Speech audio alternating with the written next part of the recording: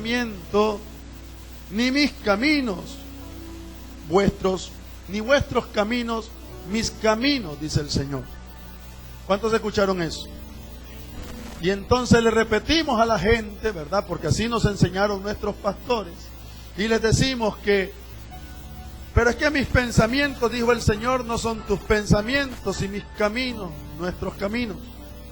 Hoy vamos a tratar esta tarde de poder visualizar y comprender de que hay versículos que si nosotros no tenemos claridad y una revelación, los vamos a seguir usando de una manera inapropiada y por tanto no podremos obtener los resultados que esperamos al no tener la claridad de lo que realmente la palabra quiere decir. Te voy a poner un ejemplo.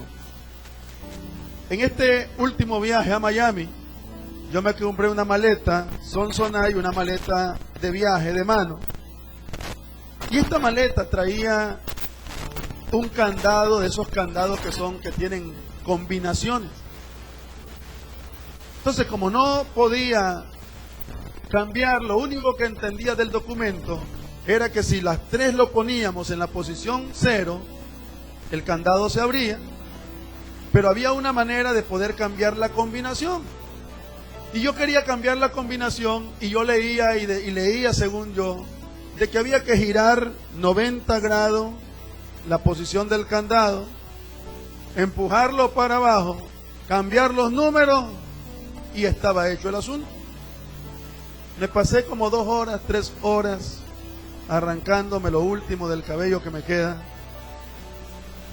metiendo el bendito coso a los 90 grados, pero no lograba ver que dentro de la instrucción me enseñaba que era para el otro lado los 90 grados, en donde había una figurita y una piececita tenía que entrar en una ranura, y como yo no lo lograba ver, aunque creía saber y lo estaba haciendo, el resultado no lograba venir ni lo podía obtener, porque aunque tenía la instrucción, yo no lograba visualizar ni tener la revelación correcta de lo que el constructor del candado me estaba tratando de enseñar para poder no resolver el problema, sino enllavar y quitar el candado a la hora que yo quisiera.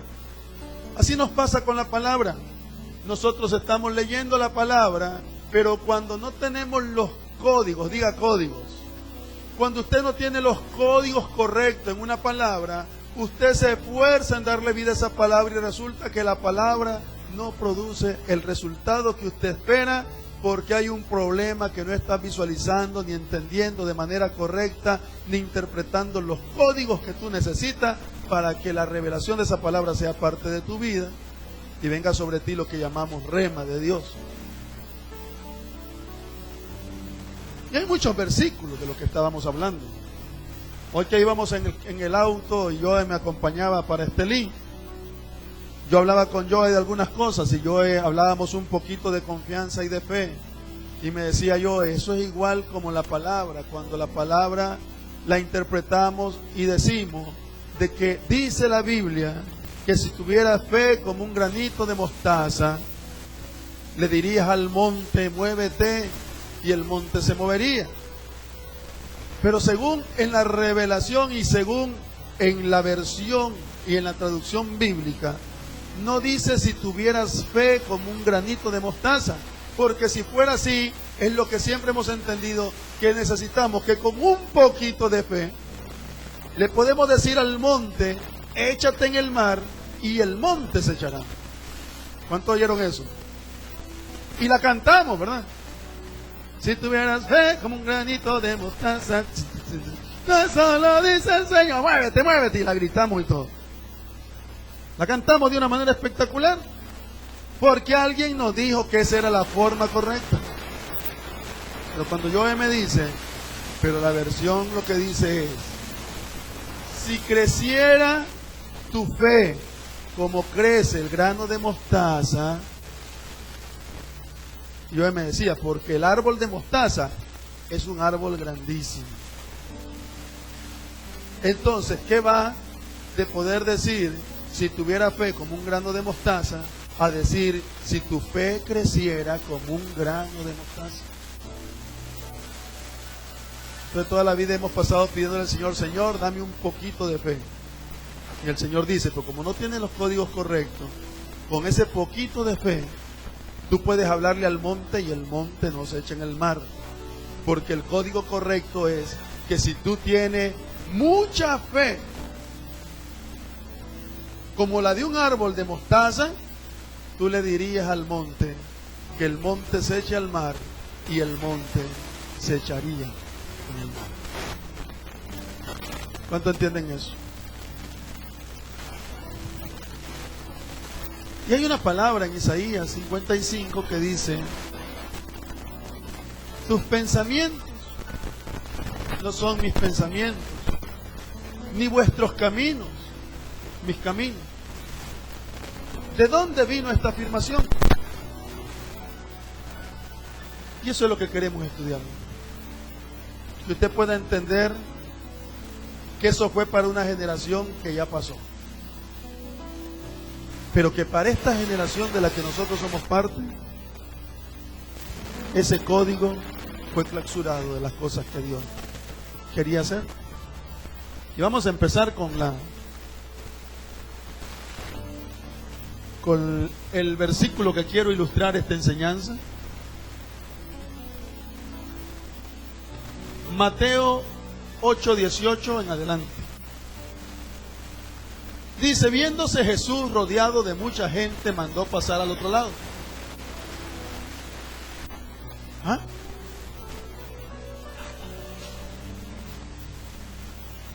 No, flaco, era Mateo 8:18 en adelante. No lo tenemos entonces. Vamos a ir al... Ese es el asunto de la tecnología. Usted va a buscar ahora Mateo 8:18. Porque yo sé que todos trajeron su Biblia hoy. Parece que solo fueron unos 7 los que la trajeron. Mateo 8:18 dice lo siguiente. Viéndose Jesús rodeado de mucha gente, mandó pasar al otro lado.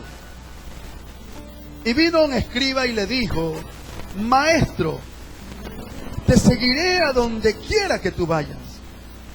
Y Jesús le dijo, las zorras tienen guaridas y las aves del cielo nidos, mas el Hijo del Hombre no tiene dónde recostar su cabeza.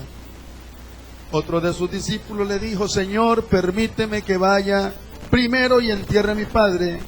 Y Jesús le dijo, sígueme, deja que los muertos entierren a sus muertos. No sé cuántas veces a ti te predicaron acerca de este asunto.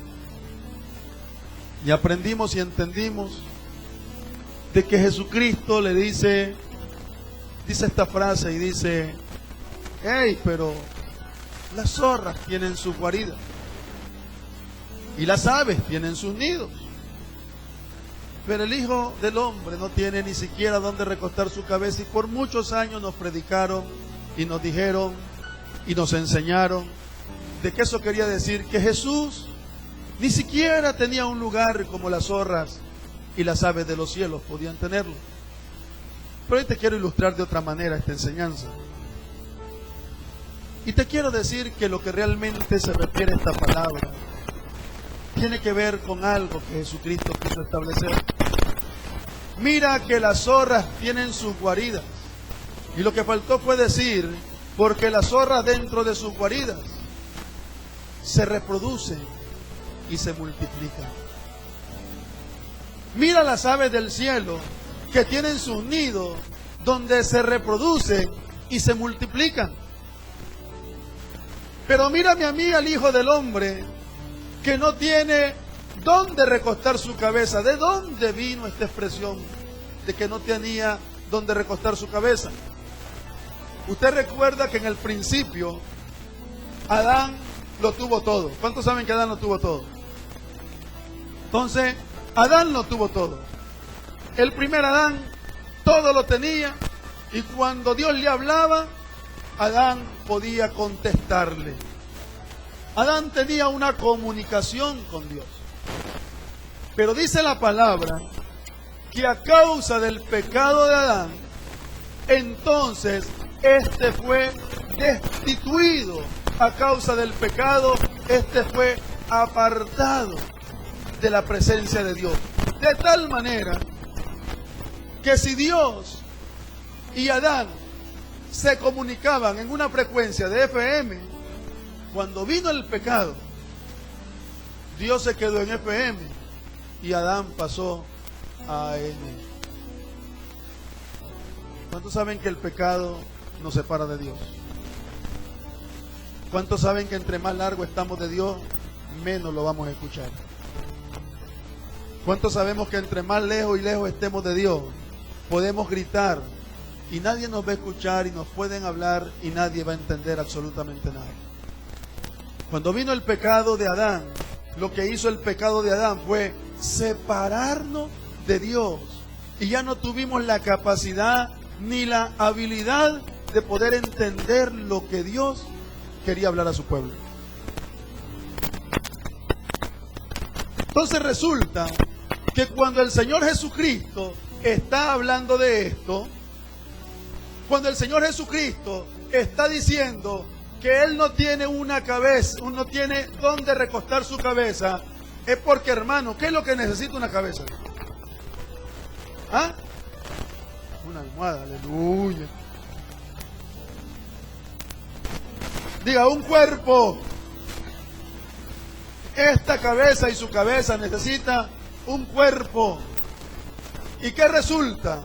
Que cuando Jesucristo está hablando de esto, Jesucristo no ha muerto, Jesucristo no ha resucitado y por tanto no se ha desatado la iglesia del Señor Jesús. Y nos enseñaron que Él es la cabeza, pero que su iglesia es ¿qué? ¿Había iglesia en ese tiempo? No había iglesia. Lo que está diciendo el Señor Jesucristo es: las zorras tienen dónde reproducirse y multiplicarse. Las aves tienen dónde reproducirse y multiplicarse. Pero yo en este momento todavía no tengo dónde reproducirme ni dónde multiplicarme, porque todavía yo que soy cabeza no tengo un lugar donde recostar. Eso es la labor de la iglesia.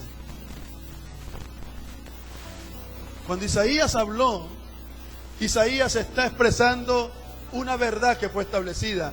Isaías dice: sí, porque tus pensamientos no son los pensamientos del Dios Altísimo. Pero diga, eso fue para otra generación. Porque hoy usted y yo somos la iglesia y somos el cuerpo de Cristo. Y entonces hay un lugar donde está la cabeza de Jesucristo. Somos nosotros.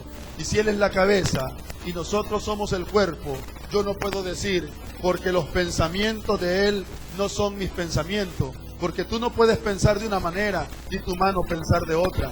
Porque tú no puedes pensar en tu cabeza de una manera y la rodilla hacer lo que quiere. Porque la cabeza no puede producir una orden y entonces la boca abrirse cuando tu boca se quiera abrir. Porque hoy somos compatibles con el Señor. Y se supone que hoy nuestros pensamientos como cuerpo son sus pensamientos.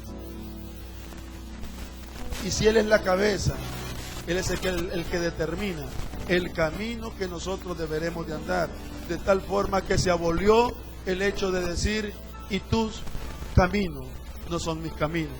Hoy se supone que si tienes a Cristo en tu corazón, tus pensamientos son sus pensamientos y tus caminos sus caminos. ¿Cuántos lo logran ver? Nos hemos llenado de tanto versículo que nos hace abrazar una verdad a medias. Y esas cosas tienen que cambiar. El estado original de vida demanda que nosotros, tú y yo, lo tengamos todo. Diga todo. No es algunas cosas, todas las cosas. Esa fue la condición de Dios para sus hijos. Esa fue la condición de Dios para Adán. Él lo creó todo y cuando todo estaba creado, se lo entregó a su hijo Adán. La condición primaria de Dios no es que nosotros seamos escasos en algunas cosas. La condición primaria del Padre para ti y para mí es que tú y yo lo tengamos. ¿Tengamos qué? Diga, y todo es todo. Diga, y todo es todo. Y si usted se da cuenta, hay una escritura que habla y enseña y dice: nadie puede servir a dos señores. No se puede servir a Dios y a las riquezas, porque entonces amarás a uno y aborrecerás al otro. De tal manera, dice, que ustedes no se afanen por lo que habrán de comer, no se afanen por lo que habrán de vestir. Miren las aves del cielo, miren a Salomón, miren todo lo que fue criado. Y ustedes no pueden vivir de esa manera, enseñó el Señor. Así que o sirves a Dios o sirves a la riqueza. Pero luego la Escritura habla y dice que si buscas primeramente el reino de Dios y su justicia, todas las cosas, diga, dentro de todas las cosas también está la riqueza. Si tú buscas primeramente a Dios, también las riquezas te serán añadidas. El asunto es que tú estás buscando las riquezas. Y no debes de vivir buscando las riquezas, sino que debes de buscar a Dios, y Él es el que te garantizará que las riquezas vengan a tu mano. Y queda viendo todo raro, usted no entiende lo que le digo. Entonces la gente está haciendo planes. La gente cree que yéndose a un lugar el dinero va a aparecer.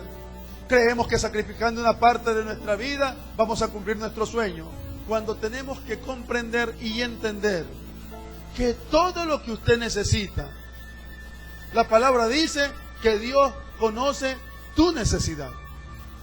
Dios sabe lo que tú necesitas, pero la única manera que te va a permitir obtener lo que tú necesitas es buscando primeramente el reino de Dios.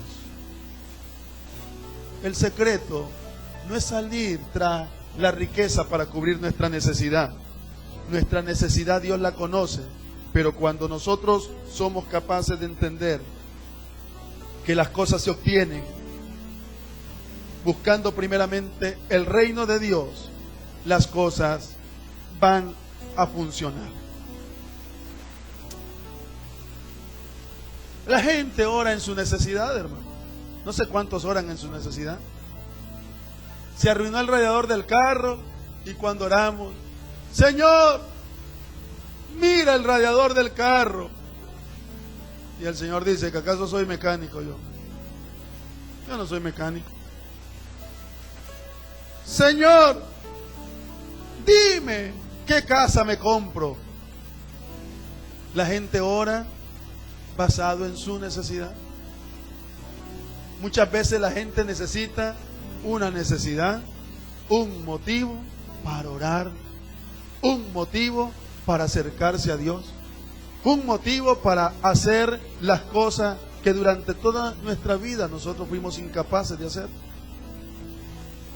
Y llega el día que Dios nos da ese bendito motivo que nosotros necesitamos para intentar acercarnos al Dios Altísimo. Una cosa es orar en nuestra necesidad, pero otra cosa es orar en nuestra posición de gobierno. Una cosa es desatar las cosas desde el punto de vista de lo que requiero, y otra cosa es desatar esas mismas cosas desde el punto de vista de que soy rey y soy sacerdote. ¿Cuántos son siervos acá? Hay varios que son siervos acá. Pero la palabra dice que somos siervos del Señor Jesucristo. Pero quede viendo al que tiene al lado y dígale: yo no soy tu siervo. Yo para ti, dígale, soy rey y sacerdote.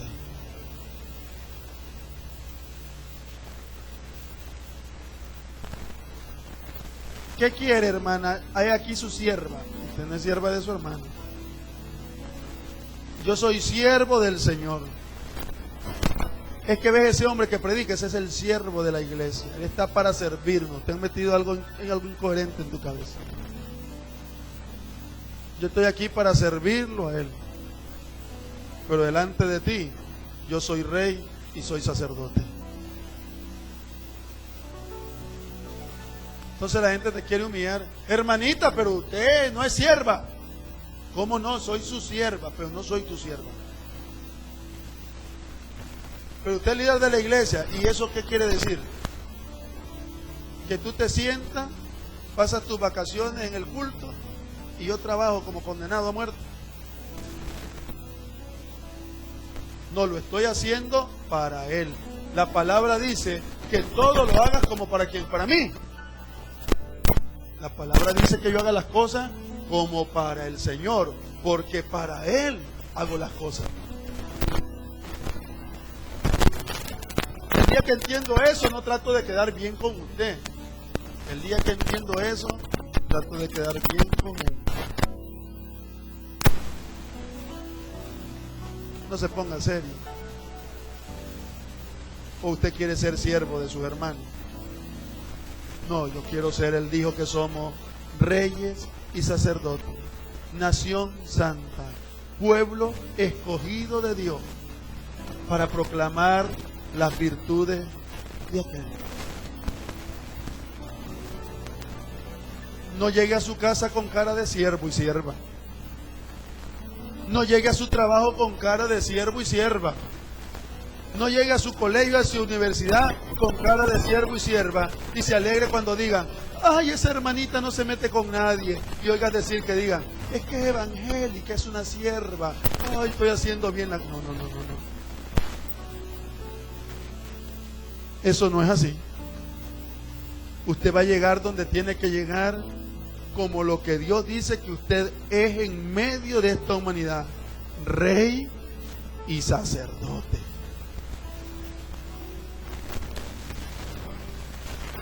¿Cuántos siervos de sus hermanos quedaron aquí todavía? Entonces, como tenemos pensamientos de siervo, caminamos con cara de siervo, nuestro andado es andadito de siervo, nuestra forma de ser es de siervo. No, yo soy siervo de Él. Me postro delante de su presencia. Levanto mis manos para Él. Me desnudo delante de Él. Pero delante de ti, delante de la gente afuera, delante de las personas con las que me relaciono, esa gente no puede ver en mí el siervo. Tiene que ver un rey y un sacerdote. Ay, ya me tenés aburrida con tus pensamientos. Solo me hablas de grandeza. Oye, voy bien, dice uno, porque hablo como rey. Pero cuando digan: la hermanita es humildita, vieras qué linda la hermanita. Ay, me encanta la hermanitilla porque ella es sencillita, preocupa. Pero cuando digan de ti: esa tipa no sé qué le habrán metido en la cabeza. Me metieron una verdad: soy rey y soy sacerdote. Por eso es que camino elegante, como los caminan los reyes. Usted no mira a los reyes cómo caminan. Caminan con sus túnicas, se ponen la túnica por acá y usted lo mira caminar. Se van a sentar y se sientan elegantes. Tiran su manto, se sientan y cruzan la pierna. Yo no sé cómo usted se sienta. Si como siervo, rey, usted, las mujeres debieran de sentarse elegantes, escuchar la palabra, con las manos puestas en la rodillita, con el pecho levantado. No se debe de sentar toda...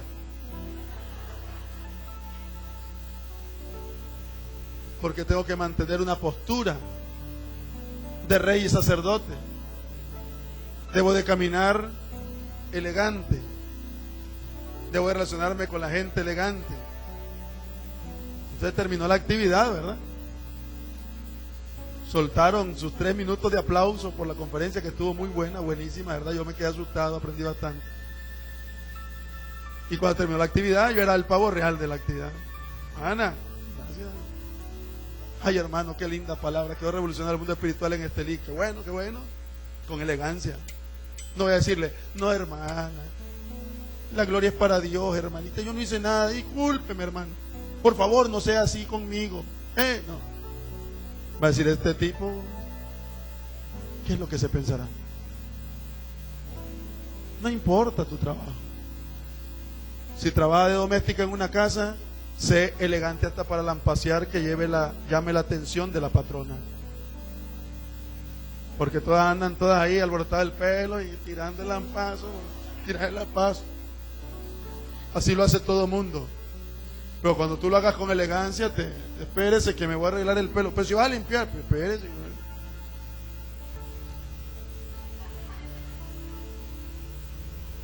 Porque los hijos de Dios debemos marcar la diferencia donde nosotros estamos.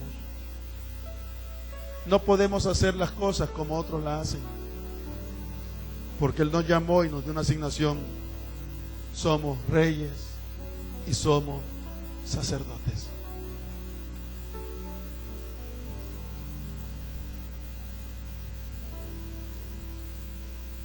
Porque siempre será importante que hablen de ti. Lo decía ayer yo en la Paz Centro. Yo me quería cambiar, pero ya venía cansado y vine tarde. Me quería poner mi pantalón blanco que tengo, una camisita negra con blanco que tengo, un reloj blanco deportivo, para que hablara la gente, para que uno dieran qué bello que se ve y otros me criticaran qué ridículo. Siempre habrá gente de los dos tipos. Siempre habrá gente que te aplaude y otros que están ahí chirriando los dientes. Siempre habrá gente que se identifica contigo y habrá gente que te aborrece. Si tú no entiendes eso en el mundo y en la vida y esperas ser aceptado por todos y por todas, tú eres extraterrestre, no eres de este planeta.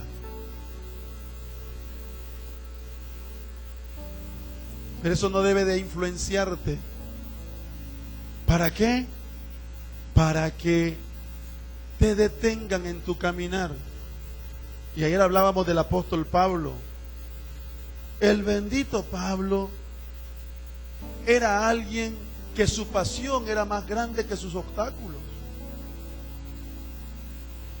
El tipo llega a Tesalónica y en Tesalónica empieza a predicar, y dice la palabra que cuando Pablo habla en Tesalónica, algunos creyeron y tomaron el mensaje de Pablo, pero otros se alborotaron, dice la palabra.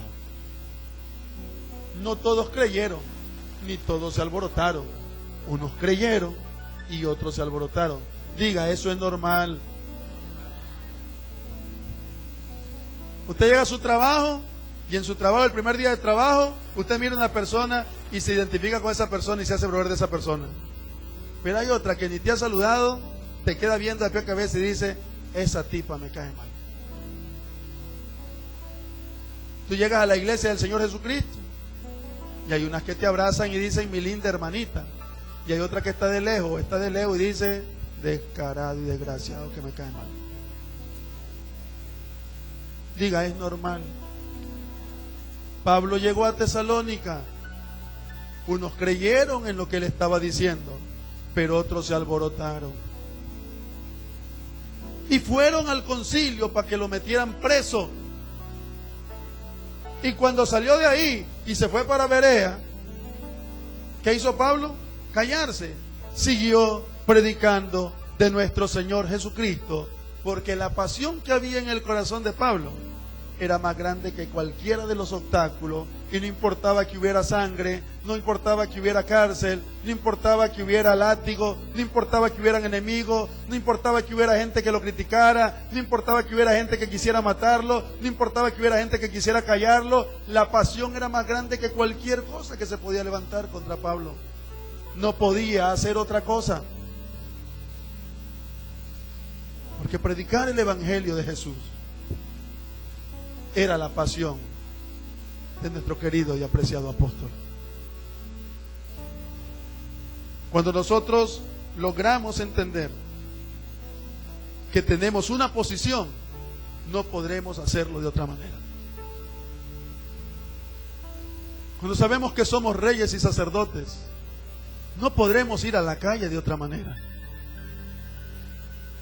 Aún el short y las chanclas que nos pongamos tendrán que combinar para que aún en chancla la gente pueda darse cuenta que yo soy un rey, que yo soy un sacerdote. No podemos hablar desde una posición incorrecta a Dios. No podemos creer que Dios nos va a usar si nuestra relación con Dios es completamente pésima y muchas veces ni siquiera existe relación con Dios. Le voy a tocar un versículo que vamos a trabajar bastante mañana en la reunión de liderazgo. Mañana la reunión de liderazgo va a estar bien alegre, bien bonita. La vamos a disfrutar al máximo. Pero es un punto de los muchos que vamos a tocar ayer. Vamos a tocar mañana. Mire, eso está. Aleluya, tengo que ir a mi cuaderno, lo tengo en la computadora. Pero usted se sabe la cita, si no importa que no me le diga la cita. O si no me equivoco, andará por Lucas capítulo 10, versículo 11, algo así. ¿Cuál es el versículo, Joel? Ahí lo tengo en mí. Pásame mi bolso. Mejor le vamos a dar el versículo a la gente porque yo sé que se puede enojar a alguna gente de lo que voy a decir. Así que le echen la culpa al Señor, no me la echen a mí. Aleluya. Mire qué interesante. Ya estamos terminando, no se preocupe. Después de esto tenemos que terminar. Después lo que le voy a decir, tenemos que salir rápido de aquí.